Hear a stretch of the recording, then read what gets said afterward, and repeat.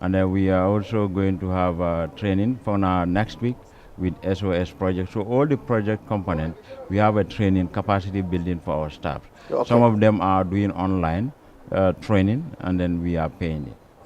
Yeah. ndax ñooñu seen am na impact si mbalit bi right now seen training boobu. Absolutely, it has an impact. Because ban façon impact? Yeah, the impact is some of them now, even the firefighting, when the SOS trained them on firefighting at the dump site, right?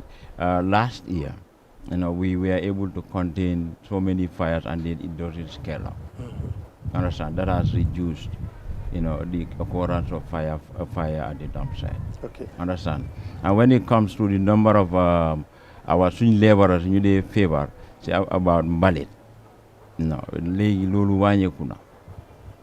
Previously we'll have about 5, we lost more than 5 staff almost yearly or so. But now last year it has reduced significantly simply because of the education and awareness when you're deaf guy. All right. Baboucarr, yow lu bari soo bàyyi xel si time yi li nga xam ne mooy jaame ak 5 years bu nga xam ne nii talib am na ko fi ban temps moo gën a bëri tàkka-tàkka time boobu la wala time. Actually, when it comes to taka bi man maa ngi ko commencé bàyyi xel bi ma fa dëkkee te bi ma fa dëkkee ak talib bi moo jël diggante bi soriwante wuñ waaye yaa ngi fa dëkk around 20 maa ngi fa dëkk around 2016 2017 2018 talib bi nga ñëw around that period of time. yow time bu nga fa doon am 4 months jamono kan la woon. time bu jamono Yankuba la woon. te taka moo fa doon am moo tax ngeen demoon insiste pour génne fa gars yi bañ gars yi tur fa mbalitam. waaw taka bi bokk na si ba pare xet bi tamit bokk na si. waaw. ok waaw. so mun loo xam daal si ban jamono la gën a woos. Comparing it. waaw defe naa amul benn wécceeku bu fa nekk. ndek li fa daan am ñi ko fa daan def ñu ngi fa ba tey. What was the response like?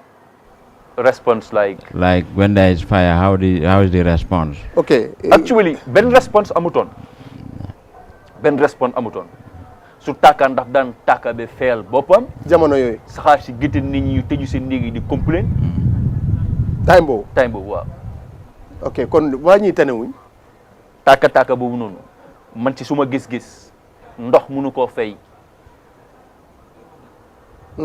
ndox mënu koo fay mus nga dem Bakoteh Dumpsite ci ground. waaw dem naa fa yàgg na. xam nga naka la indi it's almost 17 to 18 hectares.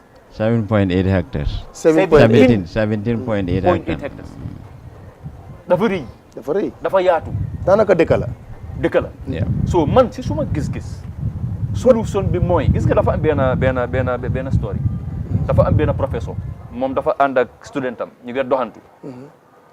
ñu dem mu gis kuy lab ci géej studentam bi sànnee ko ci biir géej gi mu sowe ko mu génn gay doxaat beneen few meters mu gisaat keneen kuy lab mu repeat the same thing taat woon bi mu repeat the same thing mu ne professeur ndax du ko dimbale professeur ne ko ma ne da ngaa dem si bridge bu gaay dee sànnee seen boppa dafa am bridge bu nekk fële ay nit a fa dee xaru di sànni seen boppa go and stop them from the bridge bala ngaa dem di solve the problem tey KMC is attacking the problem not going to fix the root of the problem. The root of the problem mooy nañ def a control mechanism at the dump site ñu make sure ne dump site bi ñu régler ko foog mu régler pour tàkk-tàkk yi mun a bàyyi jaxasoo bi mun a bàyyi ñu am a very very very very very strategic plan su ko KMC mënutoon def ñu outsource an external company boo xamante ni wala an external group boo xam ne council bi dañoo liggéey ak moom kii kenn ni du ko mën a def liggéey bi dafa métti li fa nekk ci liggéey dafa métti bi ma waxee ne mooy director of service dama ko yërëm xam nga moo tax ma yërëm ko ne at the end of the day dafa def kéemtalaay kattanam su paree jóg dem dox blame laa am instead waaye du ci mun dara. all right so ok dégg nga Jeng nu mu ko waxee. wane na ne there's a time tam problème bi mu ngi doon xew. so dafa mel ni problème bi yàgg na. so yow booy compare problème Bakoteh Dumpsite ak yéen seen 5 years. Yeah, there is improvement am na foofu bu baax. waaw tegal ñu yéen a ngi na Jeng dina ko nangu. Yeah, su fekkee because wax naa ne the quantity of waste ñëw na fa and then ñun almost every month dañ di am machine bu ñu war a dress the dump site ñu mun a use the dump site and then soo seetloo bu baax before soo taxaw on the highway you naa jël smell of the dump site that has reduced drastically. dafa wàññeeku rek bu wàññeeku na. waa to be honest with you jeexut no to be honest jeexut waaye because of the daily dressing because we are trying to sort organic waste from other waste so loolu wàññeeku na all right and then also the fire the response because fu mu nekk nii there is a lot of waste at the dump site so if we didn't put up the fire or response from the fire and rescue services and also the tankers when you use from the Kotu pond to face safara it will be dangerous because I just ne fum nekk ne mola wade dafa hip so the funga try by all means nga feko and how can you do that is only by water. ok ba wax nga lu am solo ndox moo mën a fay ndax tam prépare ngeen ndox boobu noonu si lifin bi so léegi we am nga fire service dafa am fu dee jëlee seen ndox waaw I'm coming léegi boobu is part of the SOS project I'm telling you 4 months ago it's not a blame game 4 months ago the SOS project country is contributing about 4 million the project supposed to have 3 fire hydrants at the dump site. Understand? 4 months ago, we paid NAWEC almost about $1 million for the fire hydrants. 3 weeks ago, NAWEC came back to us, to the project, and said, look, there is a technical error, technical mistake, something like that. We think the pressure at the Bakoteh Dumpsite is not powerful after 4 months. So, they need to so, we are... No, when for 4 months or 5 months ago, there was an assessment around the Bakoteh Dumpsite. Yes. Pour ñu mëna am fire hydrants ci dumpsite. Su boba balana wek di ñëw firefighters di ñëw the team at the dumpsite will be able to put up the fire or control it bala fire. Dem ngeen fay nawek ñaata? We pay nawek about $1 million. Yes. After pour three fire hydrants. Yes. After 4 months. Ñaata laka mo amon? No, it is a big part of the strategy. This is part of the strategies pour ñu am fire hydrant. Fire service su ñëwé amul tang bi jeexna yoyu. Yeah, exactly. They can directly plug. Après bala ñoo ñëw tam seen team before mu neen. Exactly, because fire don't wait for anybody. Then after NAWEC come back. After NAWEC, we paid $1 million. Wow. After 3 weeks ago, wow. The guy knew. Wow. There is an error, there is a mistake, technical mistake, something like that. So that means that the pressure around the Bakoteh is not good, and therefore, they are going to return the project money, apologize to the project. They after 4 months. So, they apologize, and then they're supposed to even write a formal letter to the project team to say, look, we apologize. So, day before yesterday, the project team was consulted again that, they let them push NAWEC to pay the $1 million. And then Swigam was tasked to go and do the assessment. The project team with Swigam. So lately we are strategizing to say, let's have a borehole with a pressure pumping machine and with this fire service long pipe. And then we have a meeting with the fire service to advise and the Swigam to do the assessment and advise. Because so they mean Serekunda Fire and Rescue, that is the similarity. They have a borehole with a pressure machine. Yes, so low in the gel water from.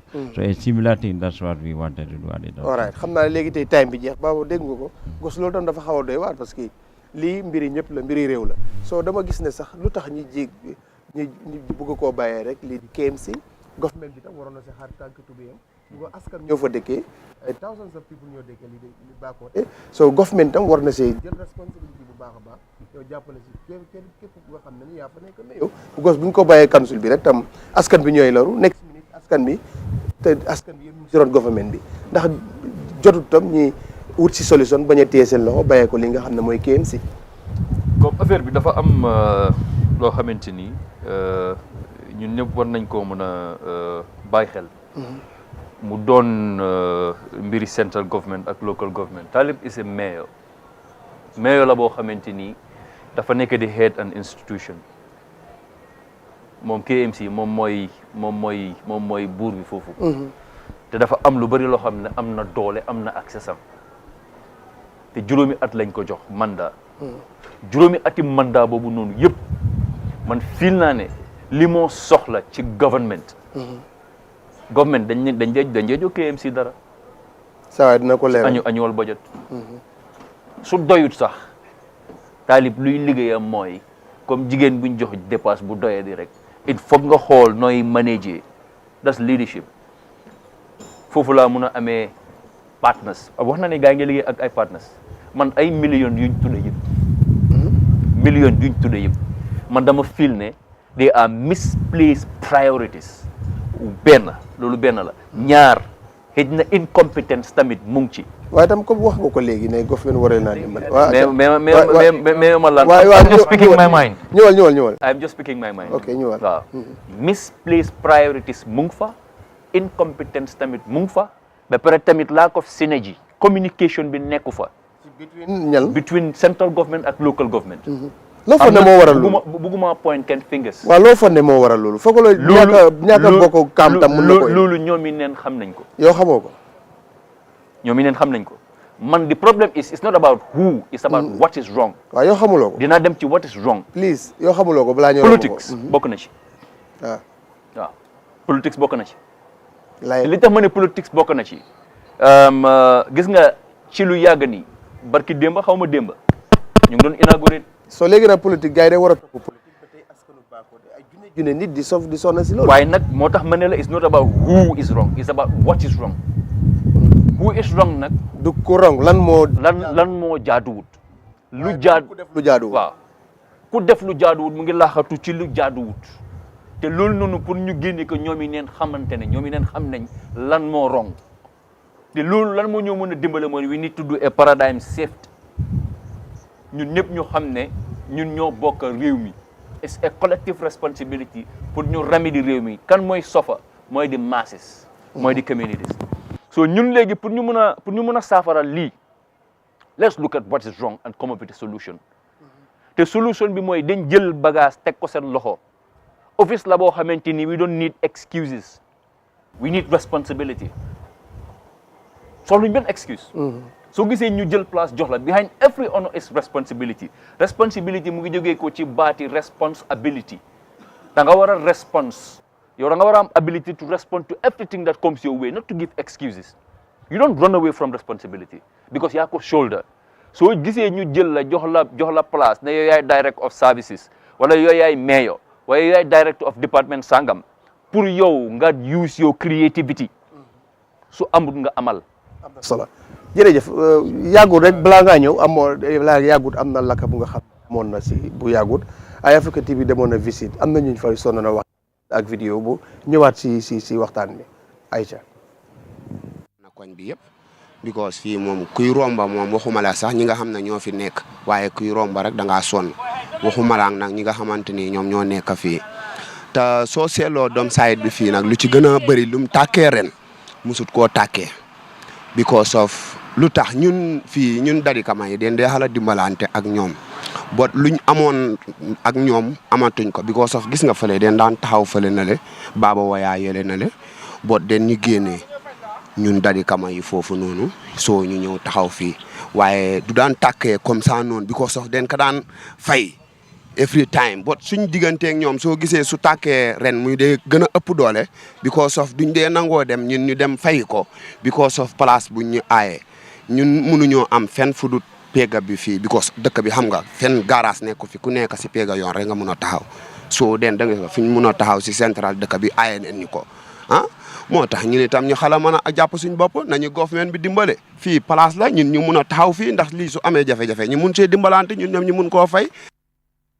te nag lu am solo la su ko yaa ngi dégg vidéo bi balaa ngaa ñëw si kii vidéo bi so kon dafa mel ni tam bokk na si team bi seen risque team bu fa nekk non am nga lu tax mu ngi mer dégg rek am nga lu tax mu ngi mer kat daan na leen dimbale yi tamit sa saña ñu ñëw rek am nga lu tax gars yi ñu mer because of we move them from that area because when the project talks about tree planting the BMZ project and the project identifying it has to be in front of the Bakoteh Dumpsite. So they may you see a chain link fence and trees are planted in it. Then that's where it should be. And that's where they were before. Understand? So we don't even ask them to go completely.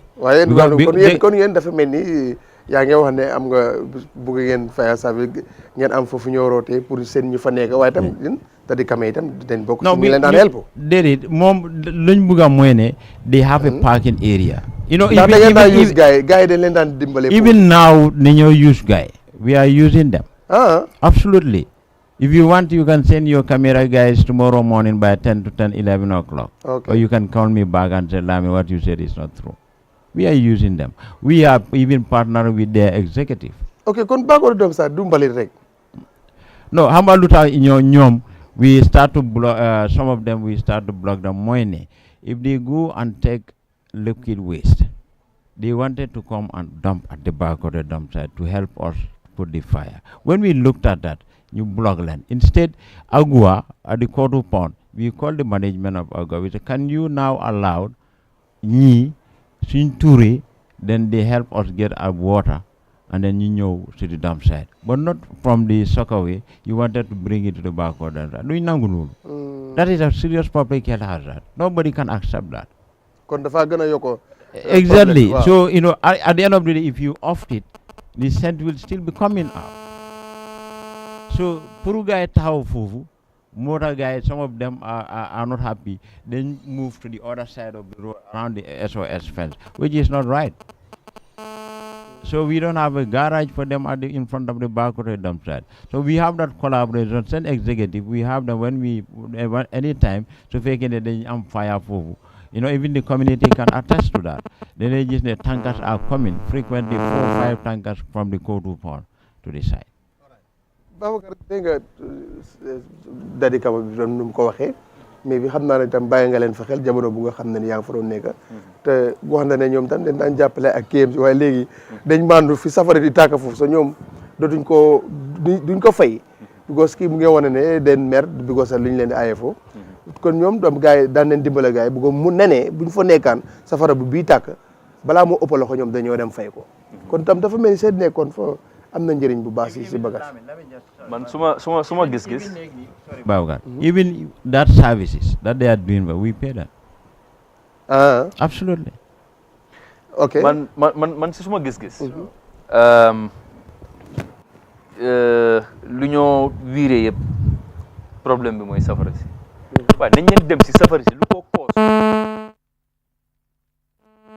waaye ñoo ko taal di ci ut alal director of services nañu wax li ci nekk foofu li fa nekk ci doomi aadama di Scavenger di ut that iron waste ñoom ñoo dee taal mbalit bi pour get access to the iron waste ñoom rek ñooy problème bi nañ leen fa dindi bu dee ñu ñoo lor dañu rey problème baa ngee gën a yokk we should be bold enough to take that stand buñ leen fa génnee rek léegi tey doo Dumpsite bi doo fa gisati safara man dama ko prototype Scavenger si la ñoo ko dee taal dañoo ut any means possible pour foofu noonu tàkka bu tàkkul duñ am luñ jaay yi. alright Dieng naka nga gisee monsieur Dieng mu ngi insiste depuis programme bi commencé wutkat yi feeraay forkat yi pot yi ñoo dee koos tàkka yi Dieng mu ngi si insiste fooguloo tam lu mu wax non na mos ngaa déggaloo sax yow loolu. non comme lu. so yéen seen investigation seen gëstu. dégg rek at the beginning.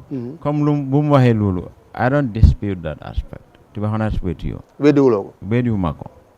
kon ñoom bokk nañ they are part of it. I said it initially. They are part of it. Understand?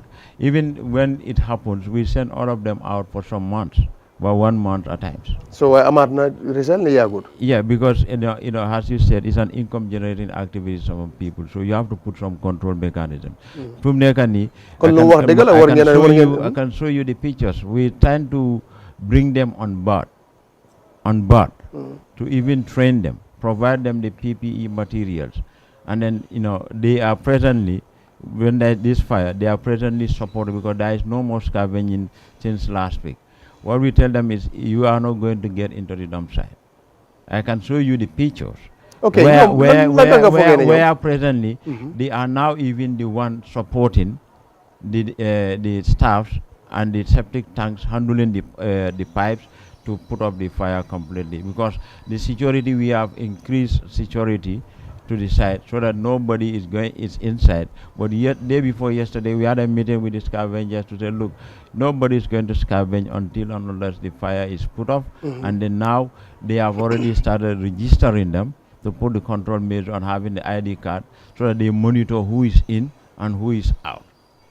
Understand? Okay. So they are compliant. This yesterday they have started, teaming up with our guys. New face Safara every day. Tesa, they came with a large number of people. New face Safara Duncan.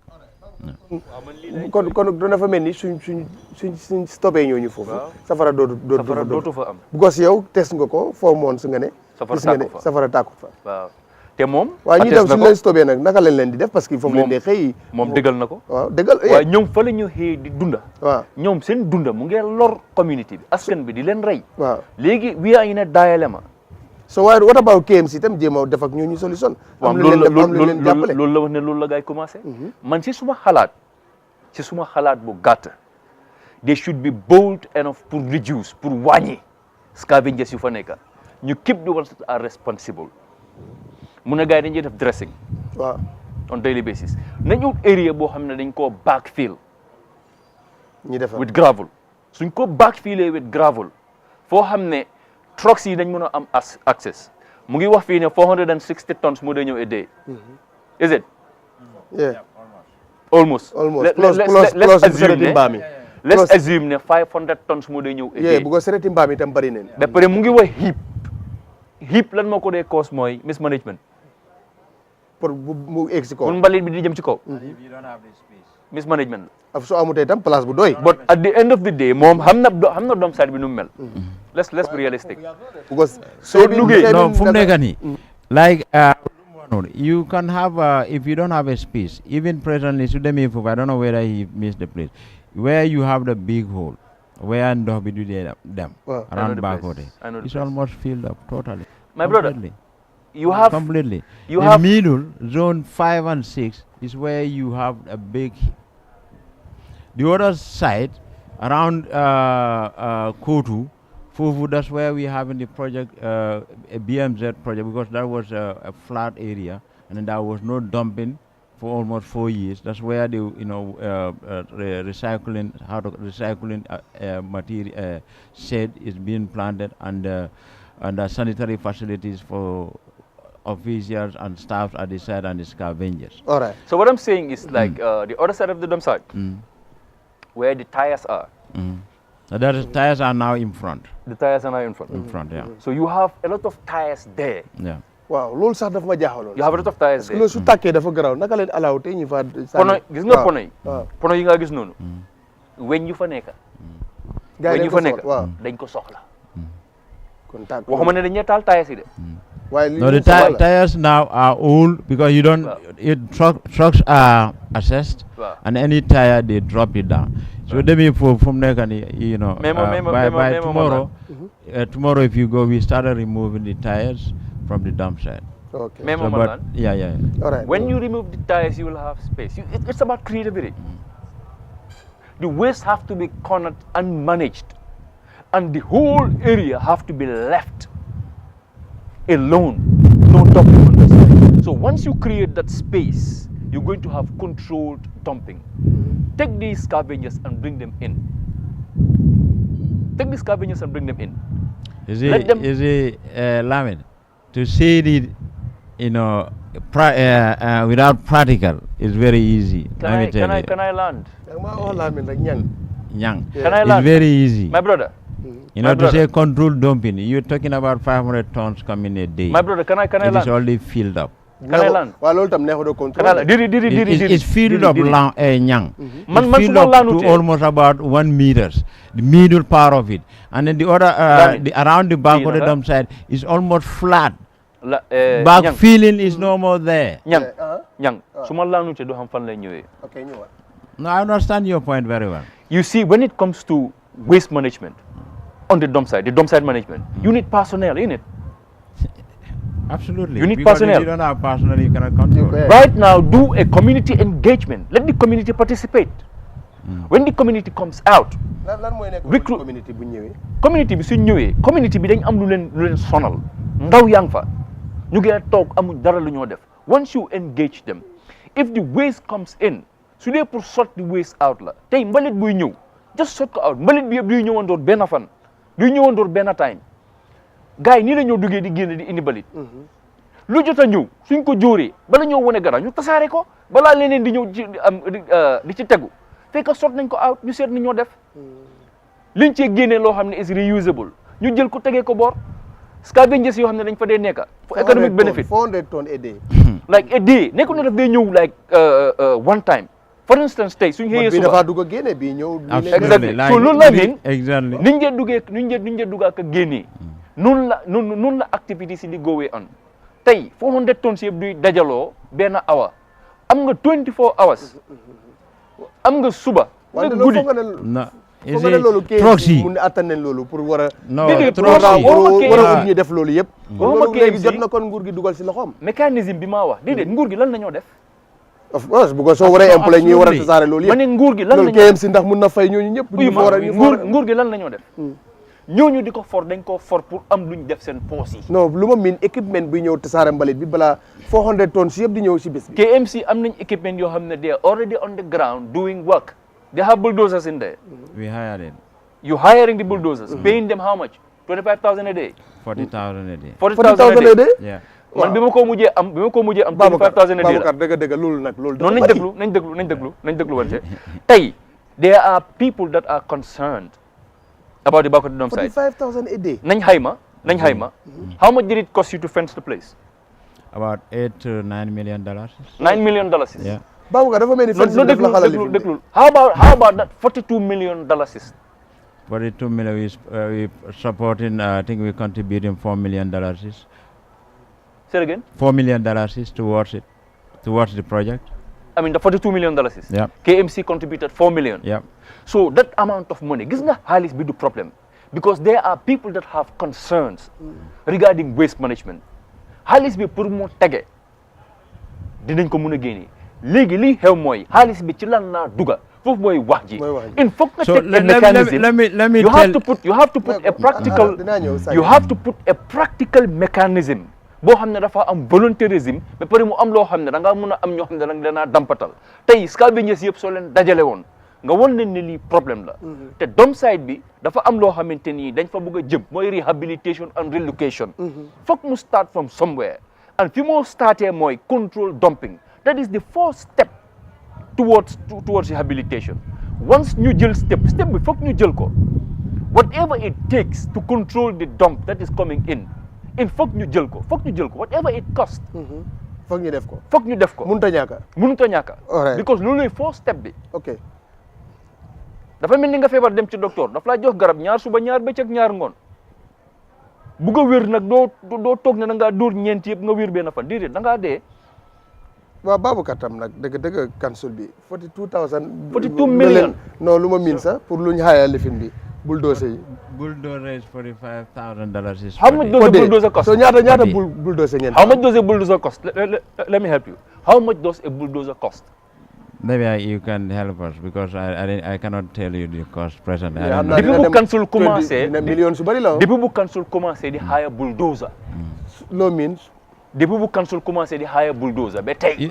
waaw soo xaymee luñ dugal xaalis ci bulldozer am na yoo xam ne dañ dugal foofu ñu paan. bulldozer bi dañ ko essence. te gis nga bulldozer yooyu nekk foofu noonu xaalis laa jar gis nga lu nekk. soo da nga bëggoon ne council bi waroon luwaas waroon na jëndal boppam. war naa jëndal boppam bulldozer. comme nu mu jëlee tey ay moto yi dugg si koñ yi benn la sax Today, Benalasa. Those trash trucks, each are costing how much? Ba pare 42,000 45,000 tam per day. Lolo 2 years rek xaalis bu bari la tam. Let me just break it down, the project components of that 42 million Bure one. The 42 million, it has a family strengthening company. That's about 200 families. Bakoteh, Dipakunda and Manjai. That build and concrete road, 2 concrete road in Bakoteh Dumpsite. One has already been completed within the Bakoteh for accessibility. One has already been completed. It will have 3 fire hydrants, no more fire hydrants now. It will have a borehole. All right? And then it's also going to have sanitary facilities at the dump site. And then open waste set for scavengers. That is part of the project. Understand?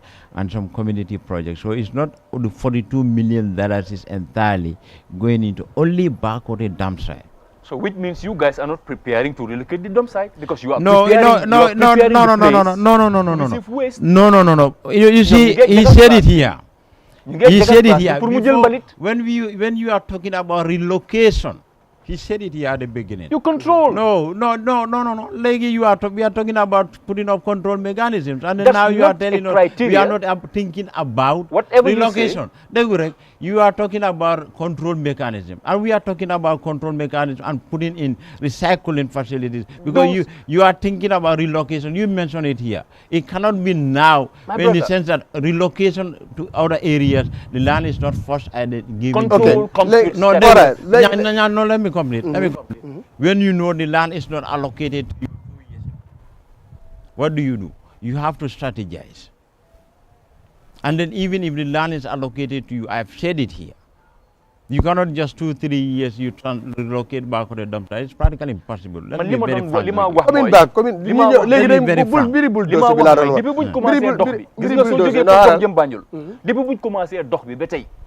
Depuis bu gaay amé office bessasial tay talib juroomi atami legi mu jeex lu ci dess ay bëreetut ay wër bëreetut why depuis cioc bi legi why now that's my question why now lan mo tax yeen step yi ngeena jël ngeen ne ko diko jël legi no babu 2019 I said it, we wrote to the government. This is not now. Relocation is not now. Okay, I'm not talking about relocation. How nga man fan la bëgg ñew moy the steps to control the waste that is going to come into the dump site. You see, everything has stages and steps. My point here is Bakoteh Dumpsite is a problem. It's overwhelming. When you guys assume office as a service director, you should have dossiers that are written regarding research about that place. The first thing you should do is to set your eye on the research. And there are previous activities that have... Can I land? No, let me land. Let me land. You will have to let me land, sir. We have all those dossiers. With due respect, you will have to let me land. We have all okay. With due respect, don't interrupt me. With due respect. All right. You see, when you go to a hospital, somebody is admitted in a hospital. When the doctor comes, the doctor goes straight to the study. Doctor buy ñew jël place benen docteur dafa am kayit bo xamne dañ ko def ci bopi lalif ku febar su ñëwé dafa xol fi ko émon mu dalé fa mu tambalé fofu dem so ñom fan lañ tambalé lan lañ fa fekk ak lan lañ def pour jëlé ko fim nek to the next level no wa lool nak leer na nak regarding rehabilitation and relocation process la okay lool dina ci tontu xamna né wax nañ ko fi légui fi ngeen jëlé Bakoteh Dumpsite fi ngeen ko fekk ak fi ngeen ko jëlé ak fi ngeen ko yobbu waaw no, that is very clear. Yes. Even the blind man can, even if you're passing, you know the scent is not there. Okay. You understand? Wow. So it is very clear. So and then even the response. Some of these things are political. Let me be very frank with you. Politicians are like that. They talk political. Political in what sense? You understand? We are talking about technically what we have done at the dump site. This is not a political issue. I mean, political in what sense? You understand? Because when he came, he started with politics, and you mentioned it. That was what was mentioned in the newspapers. You understand? We talking about the Bakoteh Dumpsite. No, so they politics, mom. That was what was mentioned in the newspapers. No, the government bi ak council bi yep. ku si ne am na loo si def. So léegi mun neen wax na sax lu gën a sonal waa Bakoteh yi tey solution amut si mooy politique parce que wax nga ne bind ngeen government depuis 2019 tontuwul leen te nit ñi ñoo fa nekk te ñu ñooy ay Gambians leen te ñu ngi loru si mbir mi waratoon a nekk lu nga xam ne KMC rek la Gambie spécial di government exactly ñoom tam de pour dugal seen loxo mooy yéen a ngi under the government yéen a ngi under minister exactly pour even to emphasize your case yesterday we have some personals from health. That's what I told them. Said, do you think this is the responsibility? They wanted to go to the dumpster. You think this is the responsibility of only KMC? No, it's not the responsibility of KMC. Only KMC. All other government institutions have a key role to play. Kon yéen xam ngeen ne lii yéen a mënu leen ko yéen xam ngeen loolu. Is beyond KMC's responsibility. Who are your stakeholders? Yes. ñan ñoo leen si war a jàppale.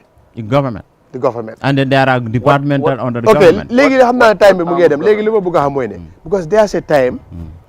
mbiri Bakoteh Dumpsite bi déggoon nañ si time yi jàmme. benn political party bu ñëwoon ne amoon na projet bu nga xam ne ni pour ñu jël fertilize lifin bi mbalit bi change ko to fertilize ndax yéen team Talib projet yooyu yéen a ngi si doon dox. because political party boobu noonu ku ko waxoon. government bi nangu doon ndax yéen a ngi pare pour am ngeen pexe wala di jéem a link ak international bi pour am projet bu nga xam ne dinañ mën a ceeñ mbalit bi den ci loo xam ne nit ñi dinañ ko mën a yuusaat kon fan naa ne dañoo bëgg di indi di jaay mbalit sax ndax loolu yéen am ngeen si yéen a ngi see dox pour loolu mu am our strategy is working towards more than we are working with ERDP project to turn organic waste divert because then you join even more than 10 electrical tricycles when you want to divert organic waste from the market you go to the women's garden. Understand? And also we have a waste aid project with the waste aid UK. Both time is diversion of organic waste to other women garden for you want to composting. So Sun Mine is already on it and it is happening. So the compost plant is already being built at Bakoteh Women's Garden. For now, they are almost at the completion stage. So we are also engaging key partners in terms of having those facilities. Hambalu have one previously what normally happened. Everybody, even now it is happening. As I'm talking to you, there is just today there's a hotel manager who called my attention and said there were visitors. That Muga sign an MOU. We don't do some of those things now because the more you just come and sign MOU, they go mobilize resources. You have to come and present, and if you looked at it, there we have involved some government institutions who have expertise to assess your financial plan, to look at your plans, proposals. Understand? So if they advise us to say this is not genuine, it's not feasible, then we go by their advice. All right. So we critically looked at those things, and the last time we send in EOIs, expression of interest. It's only 9 companies that bid for internationally for the management of the Bakoteh Dumpsite. All right. mbokk yi rek seetaan AFK TV seen programme suñu réew comme ni ñu ko waxee rek réew duñ ko pàccoo waaye dañ koy pencoo loolu war a tey ñu amal leen programme bu am solo bi am fi nag gis nga ko Babacar Dieng ak ki nga xam ne mooy Mr Sanyang jógee ko KMC wante ni ñuy def rek léegi xajal si tam suñu mbokk yi nga xam ne ñu ngi si toog si seen kër yi mbir bi dafa itteel du Bakoteh rek waaye réew mi in général la itteel te Bakoteh nag ñoo si gën a sonn mbir la mu nga xam ne nag mbiri réew mi la mbir la mu nga xam ne mbiri réew mi la moo tax war nañ see waxtaan loolu dina tax tam ñi daal di ubbil leen line si yéen ñi nga xam ne yéen a ngi topp AFK TV si programme bi télé muy télé bu nga xam ne ni suñu programme dañ see xajal ñëpp wante tam yaatal ko ba nga xam ne ñu toog di seetaan am neen si xalaat comme xalaat bu gën a ñëw sax bu Babacar wala bu Mr Sanyang moo tax dina leen ubbi line si 2323213 ngeen joxe seen contribution lan mooy pexe mi ndax tam dañ bëgg a jël li rek bàyyee ko KMC wala nguur gi daf si war a dugal loxoom bu ko mbiri askan bi la te nguur gi daf fi nekk pour askan bi KMC nekk fi pour askan bi léegi lan leen war a def ndax ku nekk daf ko war a bàyyee borom ku nekk bàyyee ko ni wala dañ ko nekk ne ànduma yow si politique ànduñu kii si politique ba askan bi loru si ndax loolu moo war a am ñu ngi si taataan seen xalaat yéen ñi nga xam ne yéen a ngi toog si seen néegi di seetaan wala seen saali di seetaan 2323213 ndomba baa ngi noonu su ko defee ngeen dugg ñi joxe seen xalaat si seen programme suñu réew ñi continuer ak Babacar dégg laajee ndax jotu tam government bi ak KMC yëpp ñu lëkkaloo pour indi maanaam projet bu nga xam ne wala indi fi loo xam ne ni mbalit mi dinañ ko soppi lu nga xam ne nii nit ñi dinañ ko mën a jëfandikoo lu si mel ne fertiliser sa engrais ak leneen ba nga xam ne ni dina fa wàññee parce que fekk ñi ngay tuur mbalit bi si Bakoteh amaguñ solution. waaw man suma xalaat suñ ne government ban fànn ci government ne foog mu am stakeholders ñoo xamante ni council bi dinañ liggéey ak ñooñu foog mu am synergie bi foog mu nekk fa. Local government mu ngi fa. Environment mu ngi fa because this has something to do with the environment. NEA ñu ngi fa. Il faut mu am guy specify it has to be clearly defined ban engagement leen engage government at what level lan mooy si seen cër lan lañ defut. yaa ngi gaaw a dem de ñi ngi am kola si line bi Lamine Kanté Bakoteh. Hello, asalaamaaleykum Mr. Kanté. Waaleykum salaam wa rahmatullah. Contribution si waxtaan bi. na ngeen def yéen a ngi maa dégg. waaw ñu ngi laa dégg waxaat rek bul déglu télé bi yow waxaat rek ñu ngi laa déglu. waaw man I happen to be a member of this community. So I'm speaking on the basis of first-hand experience. I keep saying it, and I would continue to reiterate. The Dumpsite Bakoteh situation is no longer tenable. Mr. Kanté, we as members of the community. Sorry, Mr. Kanté, su fekkee mun ngaa laaka su fekkee mun ngaa laaka olof wala mandinka moo ñu gënal si programme bi soo mënee laaka olof o mandinka. waaw ma ne Dumpsite bi nu mu mel. waaw. fu mu toll nii. waaw. dañ ko war a fexe daal ñu muuf ko. ñu stop foofu dafa fee. waaw. dama observe two hazards foofu noonu. mooy lan ñaari mbir. mooy lan. first mooy. dafa dem to a stage that some communes ñun suñ kër fa fa taxawee da ngaa nekk di gis mbalit bi da ngaa nekk di gis everywhere. soo taxawee suma kër da ngaa nekk di gis mbalit bi everywhere despite the fact that ñu ko fen. Number two, the water table. I'm not even the water table around that community yet.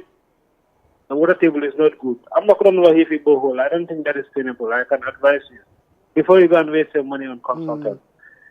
So lumane kari wahni in all is that little Dumpsite they don't want a joke.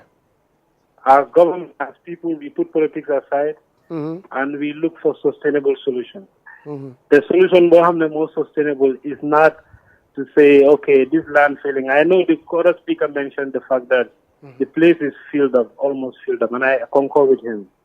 Because every day we go around, we look at the places it's filled up. It's high time that the government plans well and relocate this Dumpsite once and for all. Otherwise, it's going to be a ticking time bomb. Because last time incident go happen. Wow. Almost Kiri, 2 years Kiri, almost, the houses were almost going to be burned down. Definitely. Community, you do not job, you Daniel Fancy, them Duga, Kiri for the fire people, fire service, Duga, you wanna live in. You wanna put the fire down. And also, Lolo happen every days, people cannot breathe properly. I'm not going to relocate, and I'm in the war zone. You need the parks and bagasi to move away. Because of the threat of this fire and so many things. I know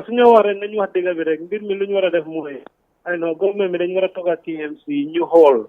Yes. The hazard will make it create because in some of that, bro. The man speak on behalf of the community. So man, lumako gisi hamga rek Gambia ñepp ko bokk hamga. Nañ hol lo xamne is possible, we do it. And for me, the possibility, more possible right now, you move to a place, it's been very far away from community. It's my little contribution. Thank you, Mr. Kante. I would have loved to be in the program. Mr. Kante, Mr. Sanyang yaa ko dégg wax na lu nga xam ne waar la parce que dem na ba ne sax fi ndox mi foofu mbalit bi yàq na ko ba pour naan ko dalatul xel ndax yéen seen gëstu demoon na ba àgg si loolu. No, I've said it when we buñ defoon feasibility study they looked at the air and the water. I can tell you almost about 5 kilometers radius. Any borehole there, water is affected. 5 kilometers? Yeah, almost. Square? Yeah. Yep, send ndox bi. They are all affected. The groundwater is seriously polluted because of leaching. Yeah. Seriously? Seriously. We even tested the, we even tested the opposite, SOS. There's a borehole that they took, I think it's the hospital. We tested it. It is. Yeah. Bobu tam non la mel. Bobu tam non la mel. Ba li doyna waar. li rek jarna comme nuko Mr Kanté waxe ñepp jog ci rawatina di nguur tam je ci indi solution bu li dafa doy waar. Lu melni juróomi kilomètres yu square 5 meters square sen ndox bi nit amul 5 kilomètres den ndox bi nit dem na ba mënut a àgg si naan ko aw toggee ko. loolu dafa sérieux loolu nguur war a toog di seetaan loolu absolument. wax dëgg di gërëm koola bi rek Lamine Kanté moom bokkoon na si ñi ñu doon liggéeyal ci ground bi. time bu ñëw def di activism. He was very proactive. te feel naa ne ku bugg a communauté am la parce que foofu la dëkka. waaw jafe-jafe bi yëpp dem na ñëw na yëpp dafa soxla collaboration ak synergie. il faut ñu am collective effort waaw collective effort bi nag il faut mu am ku war a ñëw fekk ci moromam soo gisee local government am pour central government fu ñu mënut a egg ñoom ñu eggal leen fa ñoom dafa war a am fu ñu war a xëcc affaire bi ñële fekk si leen waaye tamit yow soo gisut fooy jokk soo gisut looy jokk doo ko mën a jokk. kan moo gisut luy jokk. li ma miin mooy there are abstract barriers that is between central government ak local government. which I'm not blaming anyone wax naa la ko fii it's about what is wrong ñoom war nañ koo mun a identify KMC nañ génn si nañ wax lan mooy seen tolof waaye buñ joxoñ rek ne ok nguur ñi dimbalewuñ leen ci lan nguur ñi naka lañ leen mun a dimbalee ci lan lañ leen mun a dimbalee bu dee xaalis la di nga continuer ba lu ma bu dee xaalis la kenn si lii naka la ñuy seetaan di mun a déglu waaw léegi lu ma miin mooy ñoom buñ ñëwee di joxoñ nguur nañ wax ne ok minister of local governments and lands dimbale wuñ ñu ci nangam land issue bi moom fine wax nañ ne dimbale wuñ leen ci land pour ñu relocate loolu benn la ñaar ak ci lanaat lañ lañ war a dimbale they have to specify it problème boobu is an environmental hazard lan la ci environment war a def they have to come out and spell out clearly what they want how they want it and how much they would need to do it ñu engage House of Parliament bank fa foofu lañ dee defee décision affaire yi léegi tamit da nga koo jaarale ci yoon suñ amee tolof nañ jël tolof boobu ñu define ko wel ñu teg ko fi ñu ko war a teg ñi ko war a xalaat ko ñi ci war a dox ko manki bi daal man dama koo jël jóor ko KMC ñoom dafa am luñ leen sas buñ leen teg ñi jël keneen si line teg ñi jël Kawsu si line hello Kawsu hello Kawsu naa nga def jaama rek alhamdulilah na nga def alhamdulilah bismillah si programme suñu réew lan mooy sa contribute waaw foog naa seen programme bi dafa am na solo lool man nga gërëm yéen yëpp waaw jërëjëf maa ngi gërëm sa panel si tamit it is very very important ngeen a ñëw once in a while from different television stations ngeen a sensitize me about the dumpsite waaw man li ma mën a explain ci ron dumpsite bi ñun suñ taamee xalel foofu wayoo la woon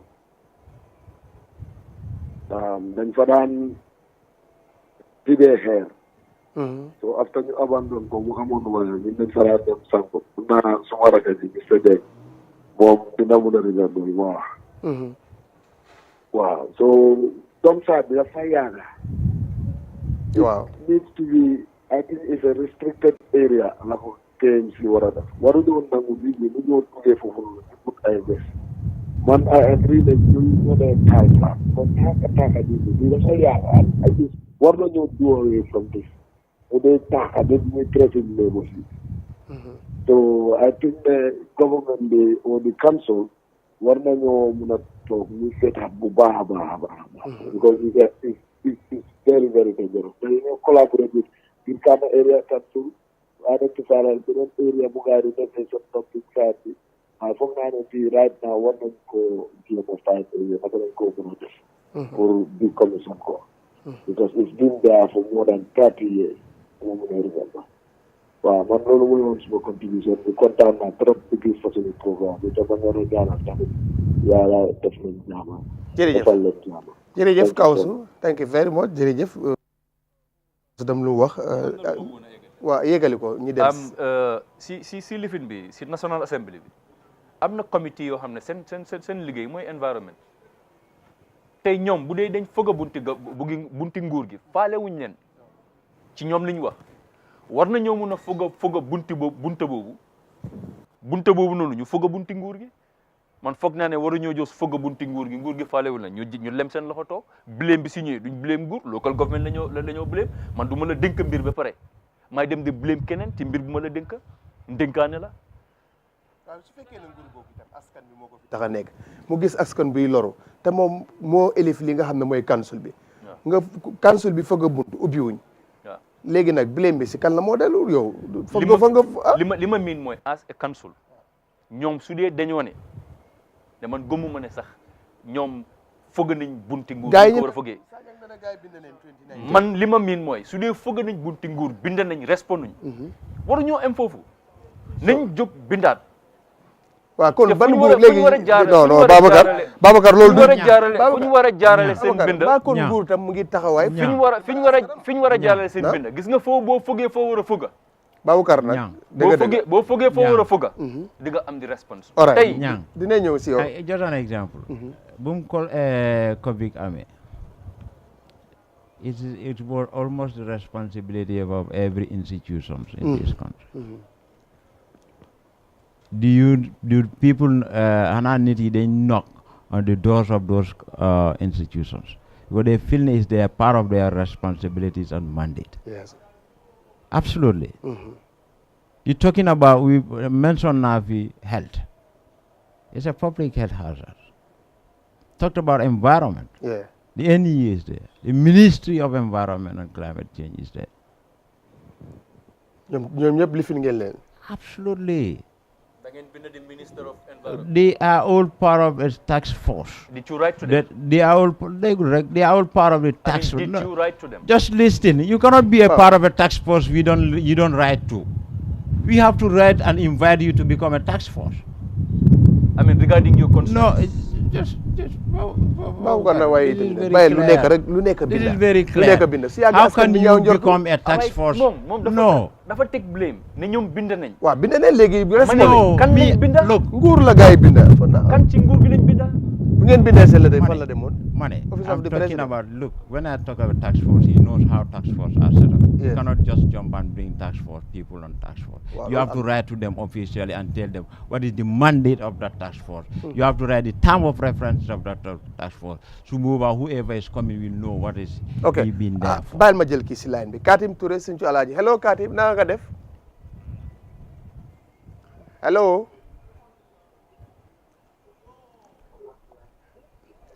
Hello Karim Touré.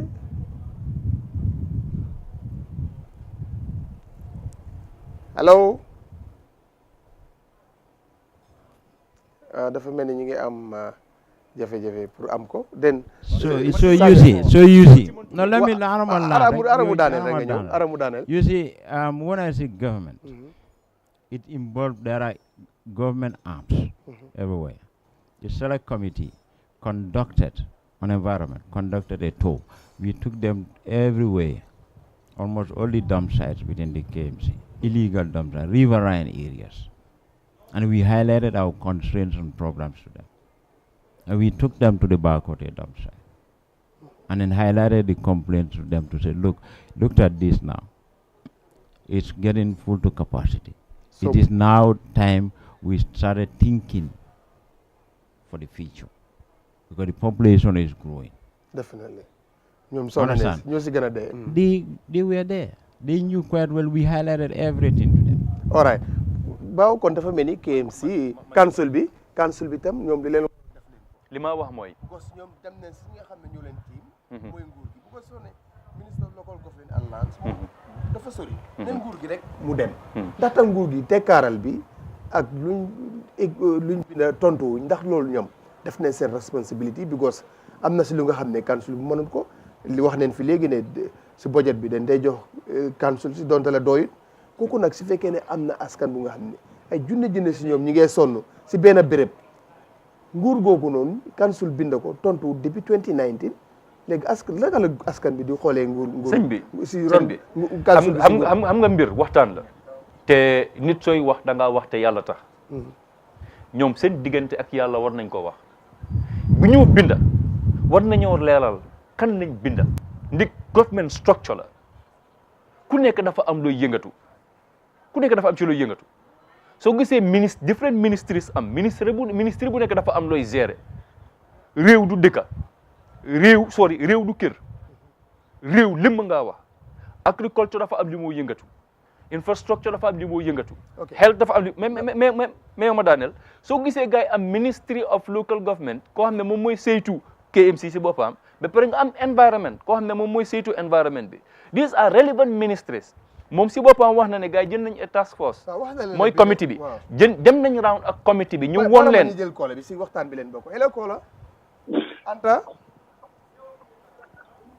hello kola hello naa nga def Anta Diop naka nga def naka ngoon si jaama rek na si jaama ok lan mooy sa contribuer si programme bi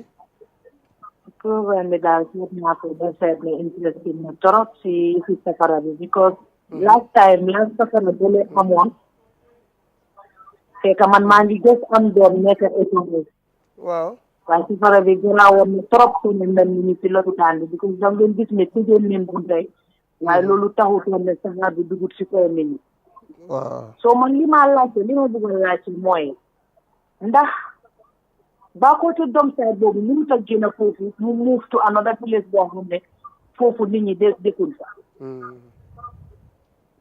xam naa am na ku ñëwal council bi dina tontu si loolu. ah. ma ne Mr Sagnang dina tontu si loolu fan la gars yi toll pour génnee ko fa. ok. all right jërëjëf Anta Diop Mr Sagnang. moo tontu Anta. waaw. acca dem nañ round ak task force bi mooy the committee.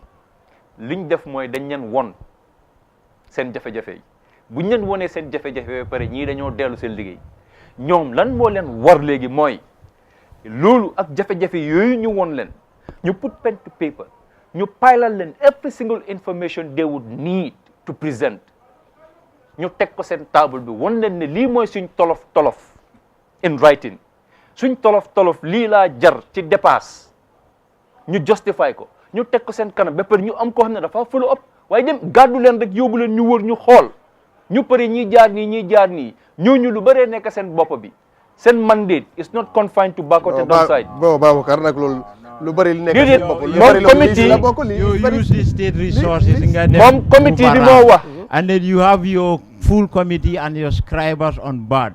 You are the one to write a report and present to the National The report is not Assembly. enough. You understand? All the other substantial documentation we provide. You see, if you are given a responsibility, one of it, all right, it is your responsibility to do what is expected of you. Understand? They were on their national tour. Okay. They came. You visit everywhere. You have your report. They should follow it up with all relevant institutions because they know the action points and recommendations. And involve each of those institutions to take up their responsibility. All right. Léegi ñu ñëw si Anta sulum laajte. Yeah. Mu ne xanaa. Yeah, it's mënuñoo génnee. No, mënuñoo stop close Bakoteh. Wut feneen fu ñëw tuur mbalit.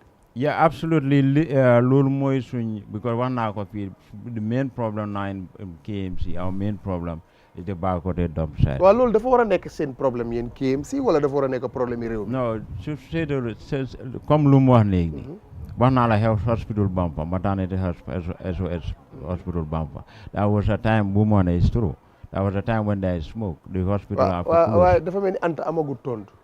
fan ngeen toll si loolu pour ñu bàyyi baax loolu la ma feneen fu ñu tur lifinam bi emphasize ma emphasize lu mu wax dëgg la. waaw da smoke bi So ñun lu ñu nekk lu tax mu nekk problem because it's affecting the residents of this municipality. léegi lan mooy yan pexe ngeen am pour ñu ngi work with NEA and yeneen projects yi léegi they have identified an area boobu fan la. No, we cannot disclose it because da ngeen bañ gars yi jóg ñoom itam ñaxtu. Exactly. So there has to be processes. waaye bu ko nguur dogee itam ñooñu bu lu baax. No. It has even that you have to do some public education and awareness before getting to that level, so that at least you can control whatever negative issues. waaw Bakoteh mun neen xaar ne fileeki weer wala fileeki at la loolu dina fa. It will be some arts. boobu kay moom. mun na dem at. Not them maybe around 2 years or 3 years because you cannot come the muñ yóbbu Bakoteh feneen su ma nee feneen is like lu happen Bakoteh nga dem dump without proper planning without a proper so léegi ni land bi ñu ko identify nañ ko the process of government handing over to the GBA or local government areas Banjul Brikama KMC boobu tamit it's going to come on board. The consultant who war a design after the approval boobu tamit mu ngi xaar for the final allocations am na mu soog a design and then léegi it's now nguur gi ak KMC ñu uti xaalis pour ñi dem ak kolo bu nekk si line bi Modou Diouf Lamine Kerewaan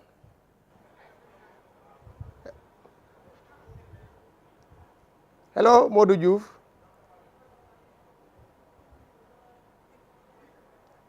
salaamaaleykum Modou Diouf ok kooku dem na den daana la ñu dem si jàng so process boobu ñu ngi si kawam comme lu nga wax noonu lu nga laajte noonu it's not going to be 1 year or 2 years because for ñu mobilize resources xaalis last time buñ doon lifin with the World Bank consultant to see average how much millions of dollars you can build a sanitary landfill for Ngamuna relocate Bakoteh. It's almost about $45 million estimate. So even if the design is done tomorrow, finished and agreed and validated, we have to look for that funding. For you build a landfill or standard landfill or semi landfill, so bawa you relocate Bakoteh Dumpsite. All right. dégg nga comme ni ko Mr Sanyang waxee. $45 million loolu mun neen wax ne sax daanaka ëpp na 5 years budget lii di KMC. xaalis bu bëree bëri la pour gis ne Bakoteh lifin bi jóge waaye itam mun neen wax ne ba léegi itam. ba léegi gars yi dese leen pour xaarin parce que Mr Sanyang lu mu wax. du ñaari weer du ñaari semaine du ñaari weer. waaye mun na dem lu ëpp si diir yi ñaari at. si koo xam ne ni tey yàkkamti na bu doon éleg sax mu jël. waaw Mr Sanyang li moo wax that's a long term plan and sanitary landfills are expensive dafa cher and lim laaj dafa bëri so we need a short term solution and the short term solution mooy nit ñi lu ñoo jooy mooy xet bi ak saxaar bi ñoom xam nañ lan moo ko dee jur li ko dee cause foog naa ñoom seen focus fu mu nekk nii dañ ko war a xaaj ñu focus on xet bi ak saxaar bi. waaw Bakoteh ñoom luñ gën a bëgg rek mooy mu jógee fa. waaw su faa jógee ko nag no matter how much they want the dump site to be relocated it has to follow its due process loolu dinaa leen ko nangul waaye process bi tamit whilst it is going on waru ñoo lem seen loxo yi teg ko foog ñu focus on the ground nit ñi lu ñoo jooy ñu wàññil leen ko gis nga nit ñi buñ toogee mun a ubbi seen parenteer yi di am ngelaw bu neex ñu mun a toog seen biir kër yi waaw wante lemun seen loxo ba ak soo gisee. boo gisee nit ñi ñaata projet la wax ne mu ngi fee am yoo xam ne kon KMC lemun projet gi yëpp moom buñ ko defee war naa feeñ gis nga sëñ bi man dama gëm ne tey man su ma leen damaa tabax néeg bu nekk day something called force creation yow xam nga ban façon néeg nga bëgga ci plan la dee njëkkee dinañ la woon plan boobu la maçon yi di ñëw defar am na léegi-léegi sax ñu woon na 3D néeg bi su paree ni moo mel they should show us a comprehensive plan gis nga tey ñun doomi aadama yaakaar lañ dee wéyee ñun depuis yàlla bu ñu diggee arjanna benn pom sax lekkuñ ko bu jógee arjanna ok waaye ñëpp a ngee wéyee yaakaar am na ku nekk si line bi Modou Sidibé Willing Kama Modou Sidibé yes asalaamaaleykum waaleykum salaam ok mu ngi mel ni yaa ngi si programme bi lan mooy sa xalaat si programme bi ak lan ngay yokk si waxtaan bi waaw jërëjëf pour si lu ma dugal nii di leen gërëm di leen sant di rafetlu programme bi trop waaw jërëjëf waaw man it moom mus naa liggéey si council bi ok waaw ku nekk noonu sa boor suma boos la woon Sanyang waaw ok kii Sanyang waaw waaw so xam naa ne KMC bu meew bi di ñëw dafa am lu bari lu mébétoon waaw o lu promission ne maa bi su ñëwee dina takkul loolu waaw Dumpsite bi bokk na si waaye Dumpsite bi ñoom dañ si leeta contribute ok o dañ si leeta jublu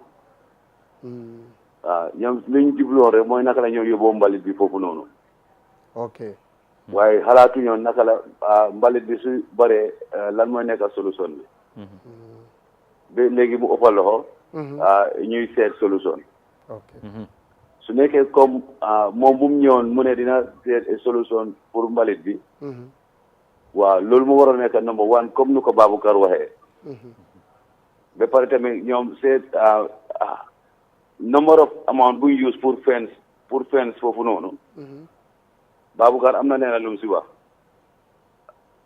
bulldozer yu war a jënda o bagage yu war a jënda pour use foofu noonu loolu gars yi dañ ko fàtte si suma xalaat laa nekk di wax yes ndax yaa ma dégg ma ngi laa dégg bu baax ñu ngi laa dégg bu baax waaw ok waaw so Baboucarr lu mu wax gars yi about 42 millions so ñaata bulldozer la mun a am waaw sakkan na torop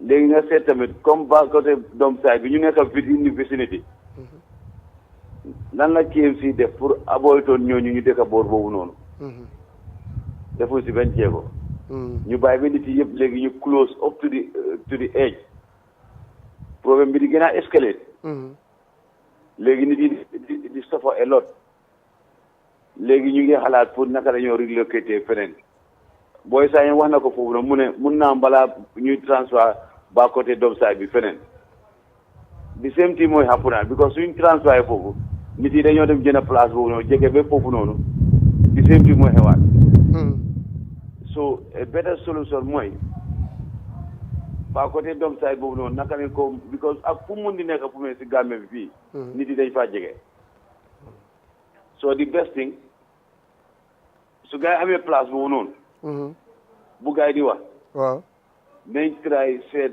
avoid naka la nit yi di dëkkee foofu noonu within the surrounding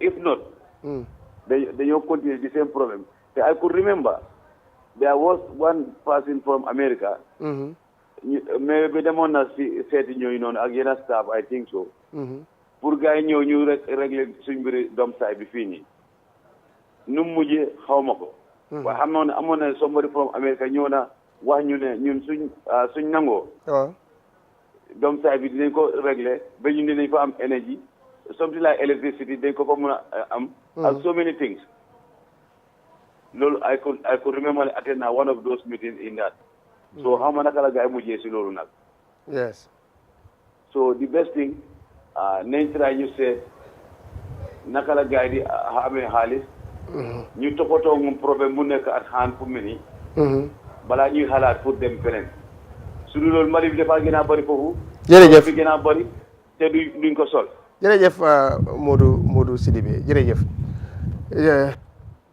yaa dégg su ko daa mu ne yow si council bi mu am na ñaar mention na américaine bu neen di ñi laaj fan la loolu mujj parce que time boobu yaa ngi foon comme mu foon mention na tam comme da ngeen yéex a jublu si mbiri pexe mbalit bi waaye yéen li ngeen focus on mooy jëlee mbalit dem tuuru ko te loolu nit xel mun na ko nangu because after ay moto yu bari bay wax na mbalit bi dafaa ñëw ba si oto bi dafaa ñëw ba si kër kon yéen teelu leen jublu si pexe naka la ñuy waa Bakoteh di muccee si saxaar bi ak si xeeñ gi comme ni ko jë ba si last minute si ngeen door a ñëw si. No, my knew Mr. Sidibe very well. Degala, we worked together. He was in the council for almost, I think, more than 20 years. But I'm on my new for. Right. Lumwanono are very Americans. I think. First of all, come then later jublu si. No, all the two activities are going on concurrently. You know, we solicited come Lumwanono 2019. We sent an first thing we knew that known, I think Jeng mentioned nako. We made an advertisement to outsource the management of the Bakoteh Dumpsite. That happened in 2018. Understand? New bid, none of them have even the equipment for you manage the Bakoteh Dumpsite. Well before we even have the trucks. Understand? You know, I can provide you the document evidences. When they bid it, we went and conduct an assessment. Like if you said you have 3, 4, 5 bulldozers and other machines to be able to manage the dump site, and we looked at your human resources. Understand? We realized that none of them have that capacity to manage the dump site, because at the end of the day, what we are going to pay is going to be high, because they are going to, hired from somebody else. And they bring in a machine to the dump site, and then it increases the cost. You understand? So even the GPPA rules did not allow for that. You have to get the source where the machine owner is. You get the machine, not the third party. Okay. So that was the first thing that we did, and we could not work. Okay. Why come CDB comme lum ñëwé mu ngi wone ne rek lu gënoon nekk focus ci council bi by that time ci jamono yooyu noonu mooy naka la ñoo jëlee mbalit bi yóbbu ko tuur ko. But focus ci council bi. No, the first outsource. By then, CDB was not under my department. The first activity we knew that we put to outsource, because we said outright clear that let's outsource even the collection. But I see buying of the trucks. The first thing was let's outsource, because we cannot handle it based on the budget line. Understand? So the first the Bakoteh Dumpsite was the first target to outsource. We bid it, we sent the bidding document, it was approved by the GPPA, and then companies or individuals bidded for it. That was the first activity. Okay, when you put them in the then we see work out, see collection mechanism. Okay, ñu bari tam ñu ngi doon wone ci bu ngeen ñëwé focus ci mbiri mbalit bi rek ak after ngeen def pexé ba gis ne am ngeen ay moto waaye ak xaalis bu bëree bëri comme pexé so leen ko defoon pala jiitaloon tam mbiri problème yi Bakoteh ndax tey dina doon agsi fii ak tey dina doon jooy because moto yi xaalis bu bëri ngeen si def gannaaw bi nga xam ne am ngeen si pannage ak ñi nga xam ne mooy Ajib Bank or something like. So, Burame, it's just like, it's the same thing. If you looked at the waste management strategy, as I said, the first pillar is the public education, collections, and the Bakoteh Dumpsite, the third pillar. So, we work, you have to work on them concurrently. The collections and the management of the dumpsite. Okay, balaa loolu sax tudd na mbiri américaine bi noonu mun mbalit bi munoon nañ ko ci loolu fan la mujjoon wala. Okay, so we have a partner twinning with Madison in US.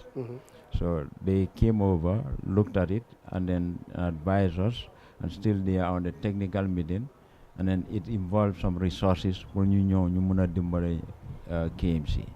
The other one is we have a Weimar company. No, American Fumuji, Aklan. That's what I'm saying. Yes. It's a twinning partnership with the council. Okay. And that involves some resources for you control, because they also have to mobilize resources. With those resources to be able to manage the dumpsite. Yes. Understand? So they did not have the resources. So they were also trying to mobilize. Unfortunately, still they could not get the resources. All right. Okay, Baboucarr, léegi time bi jeex na lu ñu amoon si time jeex na lan mooy sa kàddu yi nga xam ne si programme bi loolu ngay mujjee loolu ngay tëjee pour ñuy seetaan tam mu ne xam fan la wanante bi di mujjee ak bëtam. waaw man li ma wax rek mooy gis nga. 1 minute because time bi jeex na ndénkaane dafa diis.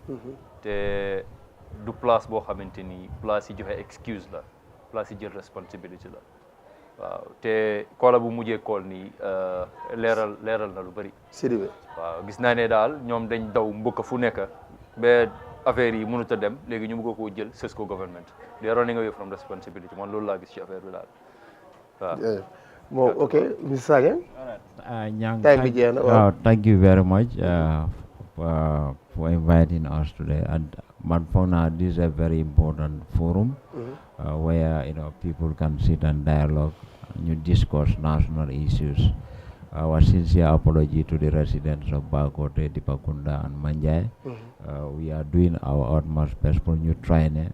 We contain the smoke as quickly as possible. We are also trying to work with our partner to New Gisnedal. We try to relocate as we, most of them are crying for, but we are also trying to do some management at the dump site. Thank you. Jërëjëf Mr Sagne jërëjëf Babacar Dieng jërëjëf askan bi gis ngeen ko yéen a ko déggandoor waxtaan bi mu ngi noonu amoon nañ fi ki nga xam ne mooy Babacar Dieng dëkkoon Bakoteh xam problème yi fa nekkoon kii itam di Mr Sagne nekk director service foofu si Kanifing Municipal Council jërëjëf ñu kool ñoom ñëpp indi fi seen xalaat am na solo bu baax a baax lu ñuy wax rek mooy ne rek foog council bi gën a góorgóorlu waaye askan bi si boppam léegi ñoo bëgg ku leen dimbale te askan bi yaakaar naa ne seen yaakaar fu ñu ko teg romb na li nga xam ne mooy council bi ñu dëkkee Bakoteh ak Manjai ay junne nit ñoo fa nekk di sonna jot na nag pour képp ku nga xam ne da nga am responsabilité ci lii nga jokk jàpp si pour gis ne problème bi solve neen ko loolu du indi ay pexe bu gis ne daal Bakoteh jëlee neen ko fa comme ni ko Sagnang waxee waaye ñaari at sax dafa yàgg si li nga xam ne ñooy askan bu dëkkee foofu ci Bakoteh Dumpsite bi su ko defee ñu ngi leen di li ngeen leen fi amaloon seen programme suñu réew comme ni ñu ko yàgg di waxee rek réew mi moom dañ koy pencoo wante duñ ko pàccoo moo tax ñu indi leen programme bi di leen jox dig daje beneen àllarba dinañ fi ñëw waxtaanee yeneen ponk si neexee yàlla jërë ngeen jëf ba beneen àllarba incha allah bye bye.